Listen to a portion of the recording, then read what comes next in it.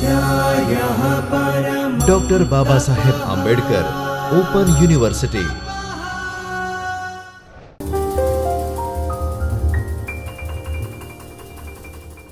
મારું નામ અંકિત જોશી છે. હું ડૉક્ટર બાબા સાહેબ આંબેડકર ઓપન યુનિવર્સિટીમાં કોમર્સ વિષયમાં આસિસ્ટન્ટ પ્રોફેસર છું. આજે આપણે જે બીકોમ પ્રથમ વર્ષનો સિલેબસ છે એમાંથી જે આપણે ફાઇનાન્શિયલ એકાઉન્ટિંગ છે, જે ફાઇનાન્શિયલ એકાઉન્ટિંગનું પેપર છે, જે એમાં યુનિટ નંબર એનો યુનિટ નંબર 7 જે આપણે બીકોમ પ્રથમ વર્ષનો કોર્સ છે એમાં જે ફાઇનાન્શિયલ એકાઉન્ટિંગ છે, જે નાણાકીય હિસાબી પદ્ધતિ છે, એનો એકમ નંબર 7 આજે આપણે એના ઉપર વિસ્તૃત ચર્ચા કરવાના છીએ, એના વિશે જાણવાના છીએ કે જે એનું નામ છે રાસના હિસાબો. તો રાસના હિસાબો એટલે શું, રાસના હિસાબોમાં શું શું થાય, કેવી રીતે રાસના હિસાબોનો ખ્યાલ આવ્યો, કેવી રીતે એનો ઇતિહાસ શું છે, એનો અર્થ શું છે, એના બધા વિશે આપણે જોવાના છીએ. આજે એકમ 7 છે જે નાણાકીય હિસાબી પદ્ધતિનું એકમ 7 છે, જે રાસના હિસાબો છે. આ યુનિટમાં આપણે શું શું ભણવાના છીએ, આ યુનિટ ભણ્યા પછી આપણે શું શું શીખીશું. તો જે આપણે રૂપરેખામાં આપણે આ શીખવાના છે. તો આપણે પ્રસ્તાવના, આજે યુનિટની પ્રસ્તાવના ભણવાના છીએ. પછી રાસ અને સંયુક્ત સાસનો અર્થ, રાસના હિસાબોનો અર્થ એટલે રાસનો અર્થ શું થાય છે. પછી આજે રાસના સંયુક્ત સાહસના લક્ષણો શું છે, જે રાસના હિસાબો છે એના લક્ષણો શું છે, આ કેવી રીતે જોવામાં આવે છે. પછી તફાવત, આપણે જે બીજા જે નવા પ્રકાર એના જે સમકક્ષ જે નવા રાસના હિસાબો, આડત માલના હિસાબો, જે બધી નવી પ્રકારની હિસાબી પદ્ધતિઓ છે એના વિશે એના આપણે તફાવત જોવાના છીએ. પછી સુખ સાથ અને ભાગીદારી વચ્ચેનો તફાવત જોવાના છીએ. આડત માલ અને રાસ વચ્ચેની તફાવત જોવાના છીએ. રાસના ધંધાના હિસાબી રાખવાની પદ્ધતિ, કે જે રાસનો ધંધા હોય, જે કંપનીઓ રાસનું કામ કરતી હોય, રાસના હિસાબો રાખતી હોય, તેના માટે કઈ પદ્ધતિઓ છે, કેવી રીતે એને જે હિસાબ છે, જે બુક્સ ઓફ એકાઉન્ટ છે, આ મેન્ટેન કરી શકે, કેવી રીતે રાસના હિસાબોના ચોપડા બનાવી શકે. તો ચોપડા બનાવવાની પદ્ધતિઓ છે, એમાંથી કઈ કંપની કેવી રીતે પદ્ધતિને સિલેક્શન કરે છે, કેવી રીતે એને વિકલ્પ રૂપે લે છે એના માટે. પછી રાસના હિસાબો, ધંધાના હિસાબો રાખવાની પદ્ધતિઓ, અલગ હિસાબી ચોપડાની નોંધ. હવે જ્યારે કોઈ પણ કંપની રાસના હિસાબો અલગ રાખે તો કેવી રીતે એના હિસાબી નોંધ થાય, કેવી રીતે એને હિસાબી નોંધ પાડવાની. પછી જરૂરી આમનોંધ, કે બધા આ વ્યવહારો થાય તો આ આમનોંધ થાય, આ વ્યવહારોમાં આ પ્રકારની આમનોંધ થાય, આ વ્યવહારોમાં આ પ્રકારની આમનોંધ થાય. તો બધી જરૂરી આમનોંધ જોવાના છે. પછી આપણે સ્વાધ્યાય જોવાના છીએ. તો પ્રસ્તાવના, કે રાસના હિસાબો એટલે શું અને રાસના હિસાબોની જરૂર કેમ પડી. આપણે જે જોવા જઈએ તો જ્યારે આપણે ભાગીદારી પેઢી હતી, આડત માલના હિસાબો હતો, તો કે રાસના હિસાબો કેમ આવ્યા. તો કે ધંધાની જટિલતાઓ એવી કે મોટા પાયાની મૂડીની જરૂરિયાત, ટેકનિકલ કુશળતાઓની અભાવ. જ્યારે આપણે જોઈએ ને તો આપણે એક એક્ઝામ્પલ લઈએ, એના લીધે આપણે સમજીએ કે રાસના હિસાબોનું મહત્વ શું છે, રાસના હિસાબોની જરૂર કેમ પડી. તો કે આપણે જોઈએ તો આપણે એક એક્ઝામ્પલ લઈએ, તો એક એક્ઝામ્પલમાં ઉદાહરણમાં એવું જોઈએ કે એક કંપની છે, એના પાસે મૂડી બહુ મોટા પ્રમાણે છે, પણ એના પાસે કયો જે એલિમેન્ટ છે, કયો રિસોર્સ છે, કયો સંસાધન છે જે ખૂટે છે, તો કે લેબર ખૂટે છે. એક કંપની છે જેના પાસે મૂડી કંઈ નહીં, એના મૂડીનું સંસાધન બિલકુલ નથી એના પાસે, પણ એના પાસે મજૂર બહુ ઘણા છે. તો આ જે કંપની છે એના પાસે મૂડી સંસાધન વધારે છે, મજૂરી સંસાધન કમ છે. આ જે બીજી કંપની છે એના પાસે મૂડી સંસાધન કમ છે અને મજૂરી સંસાધન વધારે છે. તો જ્યારે આ કંપની જ્યારે બજારમાં જશે ને તો ક્યારે ખૂટ પડશે એને, કે એના પાસે માલ સામાન વધારે છે, મૂડી વધારે છે, પણ મજૂર નથી. તો આ સફળ રીતે એનું કામ ના કરી શકે, એના પાસે પણ સંસાધનોનો અભાવ છે, તેનું ઉત્પાદન અટકી જશે. હવે બીજી કંપની જોઈએ તો બીજી કંપનીમાં મૂડી ઓછી છે પણ એના મજૂર વધારે છે, એના પાસે મજૂરની શક્તિ વધારે છે. તો એના પાસે આ સંસાધન છે, તો આ સંસાધનથી પણ જ્યારે બજારમાં ઉત્પાદન કરવા જશે તો એના ફેલ થઈ જશે, કેમ કે એના પાસે મૂડી નથી. તો મૂડી નથી તો એના ઉપકરણ જે આપણે ઉત્પાદન છે અટકી જશે. તો કોઈ પણ કંપનીને યા તો મૂડીની જરૂરિયાત હોય કે ટેકનિકલ કુશળતાઓનો અભાવ હોય. કોઈ પણ કંપની પૂરી રીતે સંસાધનથી પૂર્ણ નથી હોતી. કોઈ પણ કંપની પાસે કંઈ ને કંઈ ખૂટે જ છે, તો કંઈ ને કંઈ ખૂટના બદલા માટે તો તમારા રાસના હિસાબો આવ્યા. તો બંને મળીને કેમ ના કરે, એકના પાસે મૂડી છે, એકના પાસે મજૂર છે, તો બંને મળીને જ્યારે કંપની કોઈ પણ સ્ટાર્ટ કરે, નવું કામ હાથમાં લે, તો આપણે તો એના માટે પણ હિસાબો રાખવા જોઈએ ને. તો આ રાસના હિસાબોનો ખ્યાલ છે કે કોઈ પણ કંપની જેને મોટા પાયે મૂડીની જરૂરિયાત હોય તો મૂડીવાળી કંપની સાથે રાસના હિસાબો, એના સાથે સંયુક્ત સાહસના હિસાબો કરી લે, એના સાથે જોડાણ કરી લે. કોઈ પણ કંપની જેને ટેકનિકલ કુશળતાનો અભાવ હોય તો ટેકનિકલ કુશળતાવાળી કંપની સાથે એને જોડાણ કરી એને સંયુક્ત સાથ કરી લે, તો રાસના હિસાબો થઈ જાય. તો કંઈક વખતે ધંધાને વ્યક્તિગત રીતે મુશ્કેલો ઊભી થતી કરે છે. તો કંઈ પણ વ્યક્તિગત રીતે પણ મુશ્કેલો થાય છે, જેવી કે એક મોટી બિલ્ડિંગનું બાંધકામ કરવામાં આવતી મુશ્કેલો વગેરે. તો કોઈ મોટી બિલ્ડિંગ કોઈ બહુ મોટા પ્રમાણે તો બહુ મોટી પાયે મૂડી જોઈતી હોય તો કોઈના પાયે એટલી મોટી પ્રમાણે મૂડી ના હોય તો બી જણા મળીને બી કંપનીઓ મળીને આ મોટા પાયેની મૂડી પૂરી પાડી શકે છે. અને મોટા પાયેના જે બિઝનેસ છે ને, જેમ કે મેટ્રો છે, જેમ કે બહુ મોટા પ્રોજેક્ટ હોય ને તેનામાં બહુ જોખમ પણ બહુ વધારે હોય ને એનામાં જ્યારે આપણે રોકાણ કરતા તો રોકાણનું વળતર પણ 10-15 વર્ષ પછી આવે. તેના માટે કોઈ પણ એક કંપની ત્યાં નથી થતી કે મેં એટલા મોટા પાયે મૂડીમાં રોકાણ કરવું. તો કંપની શું કરે કે 1 થી 2, 3, 4 કંપની મળીને એના માટે મૂડી પાયોનું એક ઊભું સ્ટ્રક્ચર ઊભું કરે. 3-4 કંપની મળીને સંયુક્ત સાહસનું ઉપક્રમ ઊભું કરીને પછી આ જે રોકાણકાર છે આમાં રોકાણ કરે છે. મેટ્રોનું પ્રોજેક્ટ લે છે હાથમાં, પછી આ પ્રોજેક્ટ હાથમાં લે છે. તેના માટે મોટા પાયેની મૂડીની જરૂરત હોય. એના માટે આ કંપની શું કરે તો એકબીજાનો સાથ જોઈએ, એકબીજાનો સંયુક્ત સાહસ ઉપક્રમ ઊભું કરે છે. તો એના માટે રાસના હિસાબો આપણે ખોલવા પડે છે. રાસના હિસાબો મેન્ટેન બુક્સ, એની હિસાબી નોંધ કરવી પડે છે. એનામાં નફા નુકસાનની ફાળવણી કરવી પડે. એના માટે પાકો સરવાયું બનાવવું પડે. આના વિકલ્પ તરીકે 2 અથવા વધારે માણસો એક કામ પૂરું પાડવા માટે હાથ મિલાવે છે. જ્યારે કંઈ પણ મોટા પાયાનું કામ કરવા માટે 1 થી વધુ કંપનીઓ હાથ મિલાવે છે, સંયુક્ત સાહસનું ઉપક્રમનો ઉપયોગ કરે છે. તો આ જોડાણ નાણાં માટે હોઈ શકે, આ જોડાણ ટેકનિકલ જ્ઞાન માટે હોઈ શકે, જોખમ વેચવા માટે હોઈ શકે કે તમે બહુ મોટા પ્રમાણે જોખમ હોય તો 2 ભાગોમાં 2 લોકો એને શેર કરે તો 2 ભાગોમાં વેચી જાય, તો એના માટે પણ હોઈ શકે. જ્યારે 2 અથવા વધુ વ્યક્તિઓ એક વિશિષ્ટ ધંધો કરવા માટે અને પૂર્વ નિર્ધારિત નફાની વેચણી કરવા માટે જોડાય છે ત્યારે તેને સંયુક્ત સાહસ અથવા રાશનના હિસાબો કહેવામાં છે.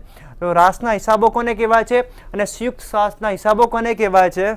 તો જ્યારે 2 અથવા વધુ વ્યક્તિઓ, 2 અથવા વધુ કંપનીઓ એક વિશિષ્ટ ધંધો કરવા માટે, એક વિશિષ્ટ પ્રકારનો ધંધો કરવા માટે પૂર્વ નિર્ધારિત નફાની વેચણી, જે એમને પહેલાંથી પૂર્વ નિર્ધારિત કરી લે કેટલો તમે નફો લેશો, કેટલો હું નફો લઈશું, કેટલી મારી મૂડી રકમ હશે, કેટલી તમારી મૂડી રકમ હશે, તો પૂર્વ નિર્ધારિત શરતોના અનુસાર તો પૂર્વ નિર્ધારિત નફાની વેચણી કરવા માટે જોડાય છે ત્યારે તેને સંયુક્ત સાહસ અથવા રાસના હિસાબો કહેવામાં આવે છે. કે બંને જણા મળીને એક મોટા કામ માટે મૂડી સંયુક્ત સાહસનું ઉપકરણ કરે છે, જોડાણ કરે છે. તેને સંયુક્ત સાહસ અથવા રાસના હિસાબો કહેવામાં આવે છે. રાસના હિસાબોની વ્યાખ્યા આ રીતે કરી શકાય છે કે એક ભાગીદારી જે એક ચોક્કસ સાહસ હોય અથવા જેમાં ભાગીદારો સુપ્ત અથવા કાર્યશીલ હોય, જેઓ પેઢી અથવા સામાજિક નામોમાં ઉપયોગ ન કરતા હોય ને તેઓ સાહસની મર્યાદા બહાર કોઈ જવાબદારી ન વહોરતા હોય. સાહસ ઉપક્રમ એટલે રાસના હિસાબો એટલે શું? તો રાસ એટલે કોઈ પણ કામ માટે, કોઈ પણ વિશિષ્ટ કામ માટે 2 કંપનીઓનું જોડાણ એટલે સાહસ. એના માટે જે રાસના હિસાબો કરવામાં આવે છે. હવે સંયુક્ત સાહસ એટલે શું કે કેવી રીતે આ સંયુક્ત સાહસનું નિર્માણ થાય છે? તો સંયુક્ત સાહસ એટલે શું? તો સંયુક્ત સાહસ એટલે 2 અથવા વધારે વ્યક્તિઓ, 2 અથવા વધારે કંપનીઓ વચ્ચેનો એક કરાર, 2 અથવા વધારે કંપનીઓ વચ્ચેનો એક કરાર જેનામાં જોડાણની શરતો લખેલી હોય અને જોડાણના શરતોના હિસાબે નફા નુકસાન વેચતા હોય અને એક વિશિષ્ટ પ્રકારનું કાર્ય કરતા હોય, જે વિશિષ્ટ પ્રકારના કાર્યના હાથ ધરવા માટે બંનેનું જોડાણ થયું હોય, જેમાં તેઓ સંયુક્ત રીતે એક વેપારિક ધંધો, જે બંને કંપનીઓ જે સંયુક્ત રીતે જોડાણ થયેલું હોય, સંયુક્ત રીતે એક વેપારિક ધંધાનો એક ભાગ પૂરું પાડવા માટે સંમત થાય છે. કઈ વિશિષ્ટ કાર્યને પૂરું કરવા માટે બંનેનો જોડાણ થાય છે અને બંને કામ કરે છે. આ એક ટૂંકા ગાળાની ભાગીદારી છે. આ આપણે જ્યારે જોઈએ તો આ એક ટૂંકા ગાળાની ભાગીદારી. કેમ કે આ વિશિષ્ટ કામ માટે જ જોડાય છે. વિશિષ્ટ કામ પત્યા પછી એ સંયુક્ત સાથ છે અલગ થઈ જશે. આ જે નવી જે કંપનીઓ છે આ બંને અલગ થઈ જશે. આ વિશિષ્ટ કામના પૂરા થવા માટે, આ વિશિષ્ટ કામની જોખીમ આપણે વેચવા માટે, વિશિષ્ટ કામમાં મોટા પાયે મૂડી પૂરી પાડવા માટે જ આ બંને લોકો જોડાયેલા છે, આ વિશિષ્ટ કામને પૂરું કરવા માટે. એના માટે જે નફો નુકસાન થશે એને બી એના પ્રમાણમાં વેચવામાં આવશે, જેમાં પેઢીનું નામ હોતું નથી. આ જે સંયુક્ત સાથ છે ને એમાં કંઈ પેઢીનું નામ નથી હોતું. 2 કંપનીઓ જોઈન્ટ થઈને કોઈ કામ કરે છે એને સંયુક્ત સાથ કહેવામાં આવે છે. 2 કંપનીઓ જ્યારે મોટું કામ યા વિશિષ્ટ કામ માટે જોડાણ કરે છે તો એને સંયુક્ત સાથ કહેવામાં આવે છે. તે એક ચોક્કસ સાહસ માટેનો કરાર હોય છે, એક ચોક્કસ સાહસને પૂરું કરવા માટેનો કરાર હોય છે, જેમાં 2 અથવા વધારે વ્યક્તિઓ ચોક્કસ મૂડીની રકમ ધંધામાં લાવે છે. જેમાં શું કરે છે તો આ જે ભાગીદાર છે, આ જે કંપની છે ને આ એ બી કંપની છે, તો બંને કંપની મળીને મેટ્રોનું કામ લે છે. L&T કંપની છે અને ટાટા કન્સલ્ટન્સી ટાટા કંપની છે, આ બંને મળીને મેટ્રોનું કામ ચલાવે છે. તો આ બંને મળીને મેટ્રોનું કામ ચલાવે છે, તો શું કરશે, આ પણ એના મૂડી આપશે, આ પણ એના મૂડી આપશે. પછી જે મેટ્રોનું કામ છે એનામાં બંનેનો સંયુક્ત સાથ હશે, બંનેનો સંયુક્ત જોડાણ હશે. બધા કામ માટે બંને જોડીને કામ કરશે. બંને મૂડી પણ બંનેની સરખામણીમાં બંને એના જે પ્રમાણ છે એનામાં વેચશે. પછી નફા નુકસાન પણ એમાં પ્રમાણમાં વેચશે. જે મશીનરી છે આ પણ એના પ્રમાણમાં વેચશે. ચોક્કસ મૂડીની રકમ ધંધાના લાવે છે અને નફા કે નુકસાન વેચની સરખા પ્રમાણમાં અથવા જે પૂર્વ નિર્ધારિત કરેલા પ્રમાણમાં કરવામાં સંમત થાય છે. હવે કેટલી મૂડી કયો પાર્ટનર લાવશે, કેટલી મૂડી કઈ સાહસ લાવશે, કઈ મૂડી કયો સાહસનું ઉપક્રમ લાવશે, કઈ કંપની લાવશે, એના માટે એને પૂર્વ નિર્ધારિત શરતો હોય કરારની. આ જે કરારની શરતો છે આ જે કરારને નિર્ધારિત કરે છે. હવે સંયુક્ત સાહસના લક્ષણો, જે આ સંયુક્ત સાહસ કંપની હોય, જે આ સંયુક્ત સાહસ ઉપક્રમ હોય એના લક્ષણો કેવા હોય છે કે તો જે રાસના ધંધામાં સામાન્ય રીતે માલનું વેચાણ, શેર્સ અને ડિબેન્ચરની બાંહેધરી આપવી, બિલ્ડિંગનું બાંધકામ, જામીનની પ્લોટની ખરીદી અને વેચાણ અને બીજા કાર્યો જે ટૂંકા ગાળા માટે અથવા અમુક મોસમમાં થતા હોય છે. તમે જો કે રાસના જે હિસાબો છે ને, જે સંયુક્ત સાહસ છે, આ ક્યારે ખોલવામાં આવે છે તો આ ટૂંકા ગાળાનું હોય છે. તમે જુઓ તો ફક્ત એક વિશિષ્ટ કામ માટે જ 2 કંપનીઓનું જોડાણ કરે છે, 2 કંપનીઓના જે પૂંજી છે એનું જોડાણ કરે છે, મૂડીનું જોડાણ કરે છે, એના જે મશીનરી છે એનું જોડાણ કરે છે. તો એક વિશિષ્ટ કામ માટે બંને જોડાય છે. આ એક મોસમી હોઈ શકે, આ માલનું વેચાણ માટે શરત, માલના વેચાણ માટે પણ હોઈ શકે, શેર્સ માટે પણ હોઈ શકે, ડિબેન્ચર માટે, ડિબેન્ચરની બાંહેધરી આપવા માટે પણ સંયુક્ત સાહસ હોઈ શકે, કંઈ મોટું બિલ્ડિંગનું બાંધકામ કરવું એના માટે પણ 2 કંપની ભેગી મળીને સંયુક્ત સાહસ આપી શકશે. પછી જમીનના પ્લોટ પણ ખરીદવામાં 2 કંપની મળીને સંયુક્ત સાહસ કરાવી શકે. તો આ બધા કામો માટે સંયુક્ત સાહસ ઉપક્રમ ઊભું કરી શકાય. પછી સંયુક્ત સાહસના મુખ્ય લક્ષણો નીચે મુજબ છે. એના મુખ્ય લક્ષણો શું છે તો કે સંયુક્ત સાહસ કોને કહેવામાં આવે તો 2 અથવા 2 થી વધારે માણસોની જરૂરત હોય. જ્યારે તમારે જુઓ તો એક વ્યક્તિ હોય તો એને વ્યક્તિગત પેઢી કહેવાય, તો એને સંયુક્ત સાહસ ના કહેવાય. તો સંયુક્ત સાહસ કોને કહેવાય કે જ્યારે 2 કંપની કે 2 થી વધારે કંપની મળીને એને જોડાણથી એક વિશિષ્ટ કાર્યનું પૂરું કરવા માટે કરાર કરીને નફા નુકસાન પૂર્વ નિર્ધારિત વેચતા હોય તો એને આપણે સંયુક્ત સાહસનો ઉપક્રમ કહેવામાં આવે છે. સંયુક્ત સાહસનું ઉપક્રમ એટલે 2નું જોડાણ, 2 થી વધારે કંપનીઓનું જોડાણ, 2 થી વધારે સંયુક્ત સાહસનું જોડાણ. પછી કોઈ ચોક્કસ સાહસ અથવા કામ પૂરું કરવાનો એક કરાર. હવે એમાં એવું નથી કે તમે લાંબા ગાળા સુધી તમે એકબીજા સાથે થઈ ગયા, તમે ખાલી ટૂંકા ગાળા માટે આ એક વિશિષ્ટ કામ, જેમ કે મેટ્રોનું કામ છે તો મેટ્રોનું કામ પૂરા કરવા માટે જ ટાટા અને L&T ભેગા થયા છે. મેટ્રોનું કામ પૂરું થતું જ ટાટા પણ અલગ થઈ જશે અને L&T પણ અલગ થઈ જશે. તો આ બંને એક વિશિષ્ટ કામને પૂરું પાડવા માટે આ જ કરારમાં આવ્યા છે અને સંયુક્ત સાહસનું ખાતું ખોલ્યું છે. એના પછી આ ટૂંકા ગાળા પછી જે કાર્ય પૂરું થાય એના પછી આ સંયુક્ત સાહસ બંધ થઈ જશે.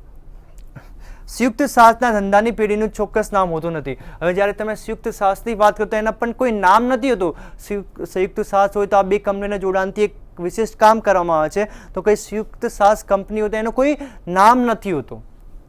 જેમ કે આપણે ભાગીદારી પેઢીનું નામ હોય તો આ બધા જ રીતે કંપનીનું કેવી રીતે નામ હોય, તો આ સંયુક્ત સાહસ, જે નવું સંયુક્ત સાહસ બન્યું એનું કોઈ નામ નથી હોતું.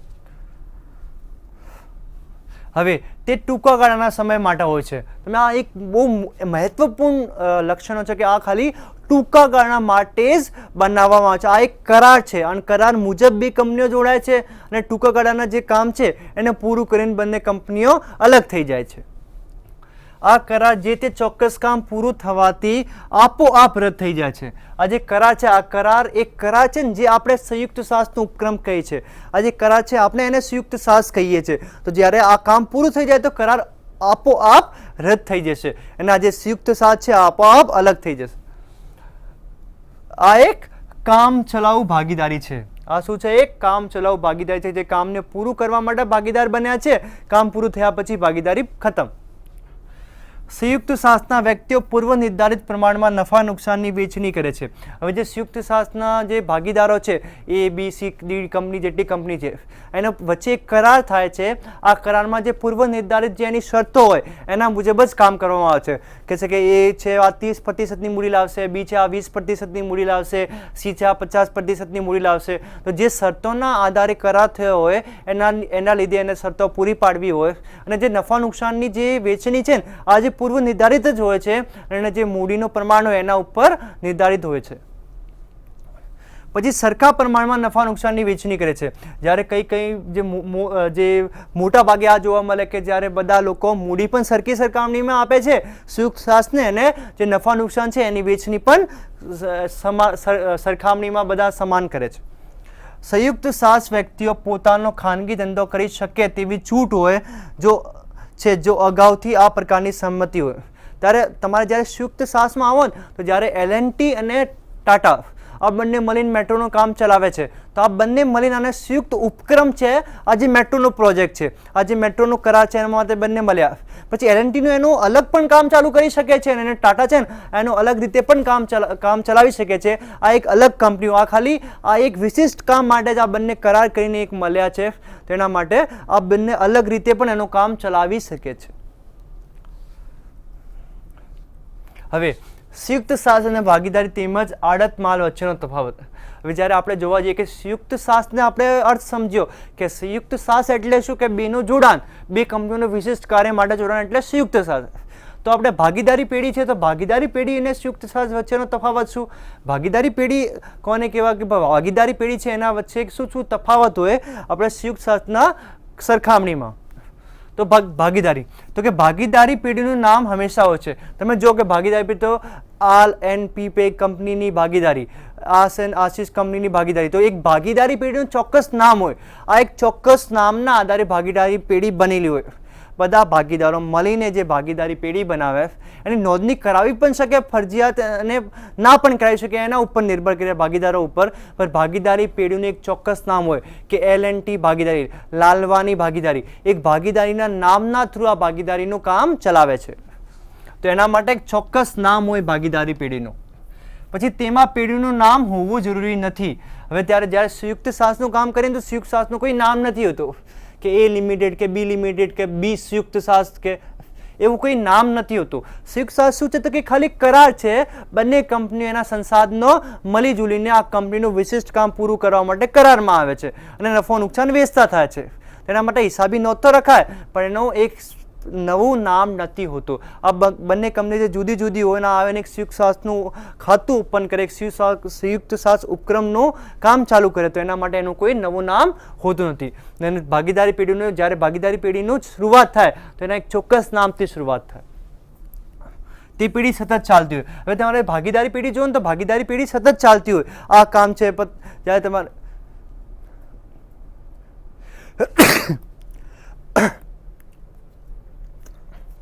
તો ભાગીદારી પેઢી શું છે કે આ સતત ચાલતી રહે. આ જ્યારે આ વસ્તુનું વેચાણ કરવાની ભાગીદારી ચાલુ કરી કે આપણે ટી-શર્ટ વેચવાની ભાગીદારી ચાલુ કરી 7-8 જણા મળીને, તો જે ભાગીદારી પેઢી છે ને આનું કામ જે સતત ચાલતું જ રહેશે. આ ક્યારે બંધ નથી થવાની જ્યાં સુધી એના કંઈ પાર્ટનરનો કોઈ પ્રોબ્લેમ ના થાય, ભાગીદારનો કોઈ પ્રોબ્લેમ ના થાય ત્યાં સુધી બંધ નથી થવાની. આ ભાગીદારી સતત રીતે એનું કાર્ય ચલાવતી જ રહે છે, સતત રીતે ચાલતી જ રહે છે. એનો જે ઓપરેશન છે એનું પૂરું પાડતી જ રહે છે. પણ જ્યારે તમે સંયુક્ત સાહસની વાત કરો તો તે પેઢી ધંધો અને વેપાર પૂરો થવાની તુરંત આપોઆપ બંધ થઈ જાય. હવે ત્યારે આપણે જોયું કે મેટ્રોના કામ માટે આપણે L&T અને ટાટા બંને મળીને મેટ્રોનું કામ પૂરું પાડે છે. તો જે મેટ્રોનું કામ ખતમ થયા પછી ટાટા પણ અલગ થઈ જશે અને ટાટા પણ અલગ થઈ જશે અને L&T પણ અલગ થઈ જશે. બંને અલગ જ છે જ પણ આ ઉપક્રમ માટે જે બંને ભેગા થયા હતા આના માટે પણ છૂટા થઈ જશે. આપોઆપ આ કરાર રદ થઈ જશે. જુદા જુદા ચોપડામાં નોંધ કરવાની હોય છે. હવે તમારે ભાગીદારી પેઢી હોય તો ભાગીદારી પેઢી જ્યારે એના ચોપડા બનાવતી હોય તેના માટે જે અલગ અલગ જુદા જુદા ચોપડા હોય એમાં ચોપડામાં નોંધ કરવામાં આવે છે. જે અલગ અલગ જુદા જુદા પ્રકારના ચોપડા હોય એનામાં નોંધ કરીને આ વસ્તુની ભાગીદારી પેઢીમાં નોંધ કરવામાં આવે છે. પછી જુદા જુદા ચોપડાઓ રાખવાની જરૂર હોતી નથી. કોઈ એક સાહસીના ચોપડામાં નોંધ કરાવી હોય છે. હવે તમે જ્યારે L&T છે, મેટ્રો છે, આજે ફક્ત કામ માટે જે સંસાધન આપ્યા, જે મૂડી આપી, જે વસ્તુ આપી, તો એના માટે ખાલી એક હિસાબી નોંધ રાખવામાં આવે છે. એના માટે કંઈ અલગ ખાતું બનાવવામાં આવતું નથી. એના માટે કંઈ L&T અલગ ખાતું નથી બનાવતી અને જે ટાટા કંપની છે આ પણ અલગ કંઈ ખાતું નથી બનાવતી. આ બંને સંયુક્ત સાહસમાં એક કોઈ પણ જણું એના બંનેના રીતે કોઈ પણ કેટલા રિસોર્સ આપે, કેટલા સંસાધન આપે, કેટલું ગયું, એના માટે ખાલી એક હિસાબી નોંધ રાખે છે. કોઈ પણ ભાગીદાર તે ધંધો કરી શકશે નથી. હવે જે ભાગીદાર પેઢી છે, તો ભાગીદારી પેઢીમાં જેટલા ભાગીદારો હોય, આ ભાગીદારી પેઢી બધા ભાગીદારોની છે. તો ભાગીદાર અલગ રીતે કોઈ બીજો ધંધો કરી શકે નહીં, ને કરવા માટે એને પરમિશન જોઈએ. આ બધું પહેલાંથી ચાલતું હોય તો ચાલે. તમે બીજા કંઈ પણ ભાગીદારી પેઢીમાં જ્યારે કામ કરતા હોય, તો તમારા ભાગીદારી પેઢીને ખબર હોય કે મારે આ જે વ્યક્તિગત કામ છે આ હું કરશું, તો એના માટે સંમત થશે બધા ભાગીદાર તો ચાલે. નહીં તો તમારે જ્યારે ભાગીદારી પેઢીમાં કામ કરતા હોય તો તમે અલગ રીતે તમારી કંપનીનું કામ ચાલુ કરી શકતા નહીં. તમે વ્યક્તિગત રીતે તમારી ભાગીદારીથી અલગ થઈને તમે તમારું બીજું કામ કરી શકતા નહીં.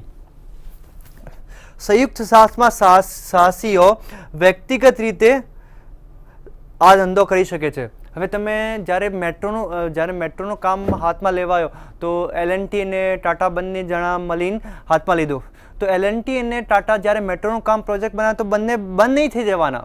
તો L&T છે આનું બીજું કામ પણ પૂરું કરવાની, એનું વ્યક્તિગત જે કામ છે, આ જે કંપની છે આનું વ્યક્તિગત કામ પણ કરશે, અને જે ટાટા છે આ પણ એનું વ્યક્તિગત કામ તો કરશે જ, પણ ખાલી આ જે કરારને પૂરું કરવા માટે, આ જે કામ છે, આ જે મેટ્રોનું કામ છે એનું પૂરું કરવા માટે બંને ભેગા થયા છે. એના માટે બંને મૂડી બંને જણા શેર કરી છે, નફા નુકસાન શેર કર્યું છે. પછી આને અલગ રીતે એનું કામ તો ચાલુ કરી રાખી શકે છે. ભાગીદારી પેઢીનું નામ રજિસ્ટર્ડ કરાવવું જરૂરી નથી. હવે ત્યારે તમે જો કે ભાગીદારી પેઢી હોય ને, તો એમાં જે ફરજિયાત નથી હોતું. તમે જ્યારે ભાગીદારી પેઢીનું નામ નોંધાવી પણ શકો અને ના પણ નોંધાવી શકો. આ મરજિયાત છે, ફરજિયાત નથી કે તમારી ભાગીદારી પેઢી ભાગીદાર દ્વારા જે ભાગીદારી પેઢી બનાવવામાં આવી એના કંઈ નામ નોંધણી કરાવવી હોય તો કરાવી શકો, પણ એના માટે કંઈ ફોર્સ નથી. તમે ઈચ્છતા હોય, તમારે ભાગીદારો ઈચ્છતા હોય તો ભાગીદારી પેઢીની નોંધણી કરાવી શકે, ના ઈચ્છતા હોય તો ના કરાવી શકે. તેમાં રજિસ્ટ્રેશનની કોઈ જરૂરત જ નથી. જે સાહસ ઉપક્રમ છે ને, આમાં કંઈ રજિસ્ટરની જરૂરત હોતી જ નથી, કંઈ રજિસ્ટર્ડ થતું જ નથી, કે રજિસ્ટરની વાત આવતી જ નથી. આ ખાલી એક સંયુક્ત સાહસ ઉપક્રમ એક કરાર છે. આ કરારના જે શરતો છે આના મુજબ આ લોકો કામ કરે છે. પેઢીમાં સાગીરને માત્ર નફા માટે લઈ શકાય છે. હવે જે ભાગીદારી પેઢી છે એમાં જે સાગીર હોય એના કયા કામ માટે લઈ શકાય? આપણે કે સાગીર છે એને આપણે ખાલી નફાના ભાગમાં આપણે એને ભાગીદાર બનાવી શકીએ ભાગીદારી પેઢીમાં. જ્યારે સાગીર વ્યક્તિને કરાર ન કરી શકતો હોવાથી તેને સંયુક્ત સાહસમાં પ્રવેશ મળતો નથી. સંયુક્ત સાહસમાં આપણે સાગીરને પ્રવેશ આપતા નથી. કેમ કે એમની જે ઉંમર છે આ ઓછી છે. આ જે સાગીર છે, જે સાગીર કંઈ પણ કરારના હિસ્સો બનતો નથી. જે આપણે કોન્ટ્રાક્ટ એક્ટ 1872 છે, જે આપણે કરાર અધિનિયમ યા કરાર ધારો છે 1872, આમાં લખેલું છે કે જે સાગીર છે આ કોઈ પણ કરારમાં જે સાગીર હોય આ કોઈ પણ કરારમાં વેલિડ ગણાતો નથી, કોઈ પણ કરારમાં વૈધતા ગણાતો નથી. તો એના લીધે સાગીર વ્યક્તિને કરાર ન કરી શકતો હોવાથી તેને સંયુક્ત સાહસ ખાતામાં પ્રવેશ હોતો નથી. નફા માટે કે નુકસાન માટે, નફા માટે પણ એને પ્રવેશ અપાતો નથી. આમાં તો નફા માટે એને પ્રવેશ આપી શકાય, પણ આમાં પ્રવેશ જ નથી ફાવતો. કેમ કે કરારનું હોય તો કરાર માટે આ જે સાગીર છે આ રદ બાતલ હોય છે. હવે આડત માલ અને રાસ વચ્ચેના તફાવત. જે આપણે આડત માલ આપણે જે પહેલાં જોયું, તો પહેલાં આપણે ભાગીદારી પેઢી અને આપણે સંયુક્ત સાહસ વચ્ચેનો તફાવત જોયો કે ભાગીદારી પેઢી અને સંયુક્ત સાહસ વચ્ચેનો શું તફાવત છે. તો ભાગીદારી પેઢી કયા કયા શરતોનામાં અલગ હોય, સંયુક્ત સાહસનો ઉપક્રમ કયા કયા શરતોમાં અલગ હોય. તો હવે આપણે આડત માલ ખાતા સાથે રાસના હિસાબોની આપણે સરખામણી કરીશું. એના વચ્ચે તફાવત જાણીશું કે જે રાસના હિસાબો છે, જે આપણે સંયુક્ત સાહસના હિસાબો છે, આ આડત માલના હિસાબોના કેવી રીતે અલગ થાય છે, આડત માલના હિસાબોમાં કેવી રીતે અલગ હોય છે. તો રાસના હિસાબો, પક્ષોના નામો. તો રાસના હિસાબોમાં પક્ષોના નામોને શું કહેવાય છે? તો કે રાસના હિસાબોમાં પક્ષો ભાગીદાર કહેવાય છે. જે રાસના હિસાબો હોય આમાં પક્ષો શું કહેવાય છે? જે બંને પક્ષો હોય, જે બંને પક્ષો જોડીને આ કંપનીનું નિર્માણ કરે છે, કંપની બનાવે છે, તો એના માટે ભાગીદાર હોય છે. આડત માલમાં શું હોય છે? તો અહીં માલધણી, જે આડત માલમાં જે પક્ષકાર હોય ને, જે આડત માલનો કરાર હોય તો આમાં જે પક્ષકાર હોય આ પક્ષકારનું નામ શું હોય છે? તો એકનું નામ હોય માલધણી. જે માલનો ધણી હોય, જેને પાસે આ માલની એની માલિકી પણ હોય ને આ પછી એને એજન્ટને આપે છે એને વેચવા માટે. તો માલધણી અને આડતિયા વચ્ચે ભાગીદારનો સંબંધ નથી. અહીં સંબંધ માલધણીને એજન્ટનો છે. અહીંયા કેવો સંબંધ છે કે તમે ભાગીદારો વચ્ચે માલિકપણાનો સંબંધ નથી. તમે માલધણી અને આડતીઓ માલધણી એજન્ટનો સંબંધ ધરાવે છે. અહીંયા એજન્સીનો કોન્ટ્રાક્ટ લાગે છે. સહભાગીદાર વચ્ચેની ના કરારથી કોઈ કામ માટે ભાગીદારી હોય છે તે ફક્ત તે ચોક્કસ કામ માટે જ હોય છે.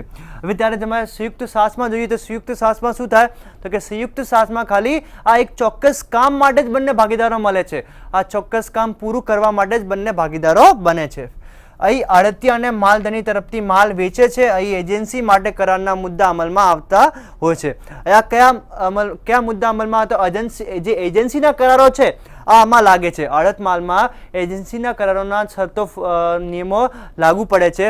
અને આડતિયા અને માલધણી આડતિયો છે આ શું છે તો માલધણીનો એજન્ટ છે. તો માલધણીના રીતે આ આડતિયો એના પ્રદેશમાં માલ વેચે છે, માલધણીનો માલ વેચે છે. પછી સંબંધ. તો અહીં ભાગીદાર હોવાથી દરેક સહભાગી બીજા સહભાગીઓને એજન્ટ અને માલધણી હોય છે. અહીં ભાગીદારો હોવાથી દરેક સહભાગી બીજા સહભાગીનો શું હોય છે? એજન્ટ અને માલધણી હોય છે.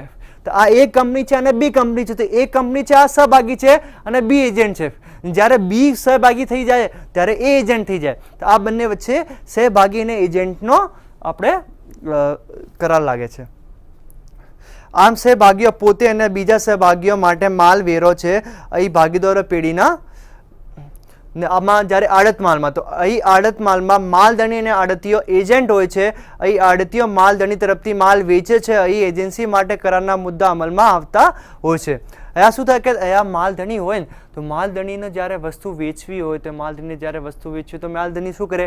એજન્સીના કરારના હેઠળ આ જે એક એજન્ટને નાખી દે. તો એજન્ટ એના વતી બધી વસ્તુઓ વેચે છે. તો આમ માલિકી પણ કોના પાસે હોય તો કે માલિકી પણ માલધણી પાસે જ હોય. એજન્ટ ખાલી એના સ્વરૂપે માલ વેચે છે. ત્યાં